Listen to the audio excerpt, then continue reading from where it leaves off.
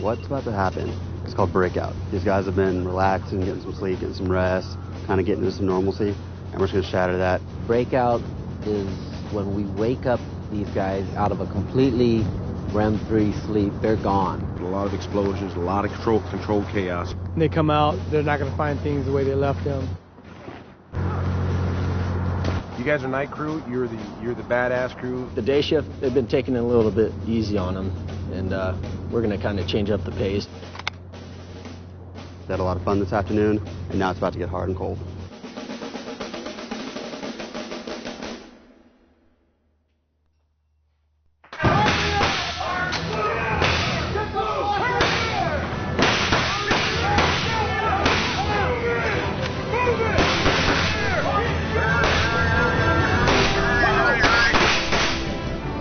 They don't know what's going on. Dead sleep. They probably think they're dreaming at first, and then they realize that it's actually happening.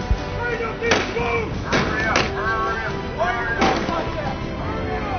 going to be yelling at them. A lot of confusing orders, and they have to get it all right. And every time they don't get it right, they'll be punished for it.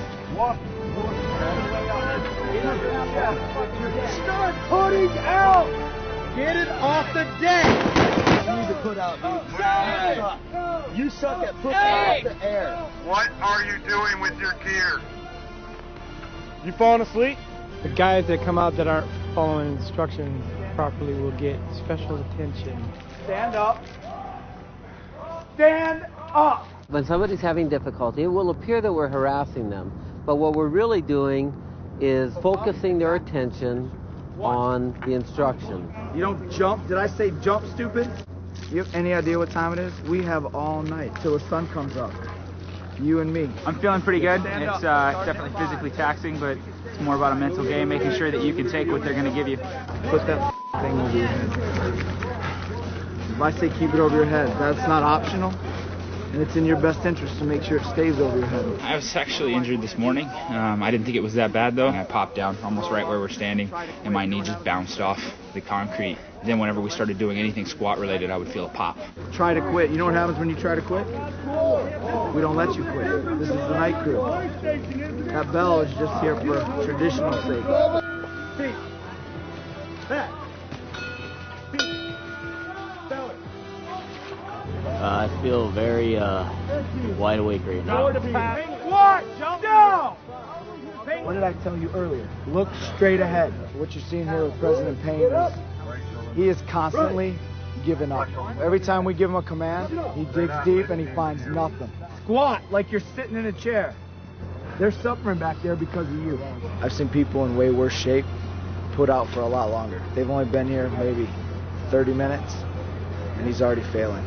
He's got another 8 hours. Hey, get used to this position. This is all you're going to get all night long. We're not really punishing him here. We're just trying to tire him out. The punishment's going to come much later. This is just kind of a warm-up. Get all the muscles loose. The log PT was very grueling, very intense, heavy, full of splinters, and it's just about teamwork. And if we can all move as a cohesive unit, it becomes easier for all of us. The log it's like the equalizer. As soon as one person drops the log or drops his part of the weight, everybody feels it in the boat crew. A lot of guys, they're just too weak, and they're hurting the other guys, and we're finding out who they are right now.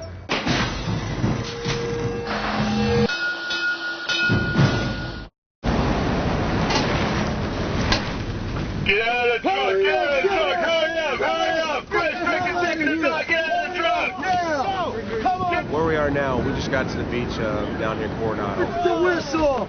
We introduced the sand to the recruits just now. It's pretty much a whole different evil, chafing, stuff like that. I think what's going to happen when we get them in the water today is that the guys who don't really want to be here are going to leave. And it's about 38 degrees. This year, the actual water is warmer than the air temperature.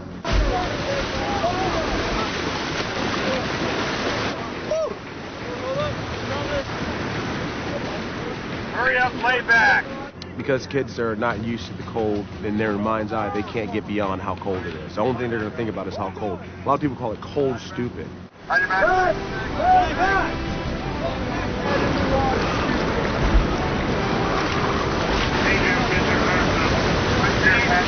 whenever you hit the cold water, you get a shock over your whole body. One that you can't explain unless you go out and jump in there. You just can't explain it. These guys are not going to hold up very well. They are going to get really cold, really fast. Most people see this as cruel and unusable. We say it's just training.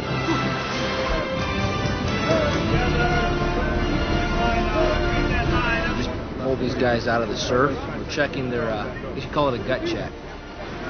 Who's the Vice President? Dick Cheney. What month is this? It's colder out here than it is in there, it seems. It just hangs on. Payne, how you feeling? This is the easy part. You don't have to do nothing but lay down, right? Yes. What month is this? And the guys that are staring off in the distance, not responding to commands, are the guys that we're going to start paying real close attention to. Fire out boat! Out boat! Go! Go!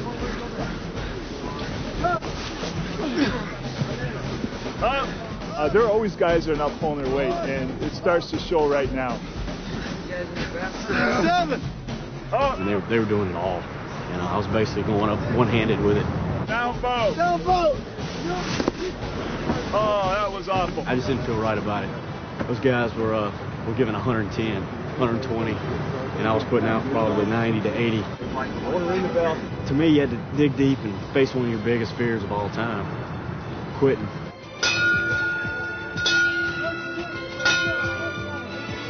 On the boat crew, nobody wants to be the first one to ring out. It's kind of like this scary unknown thing. And Ace rang out, and then soon after that, his buddy followed.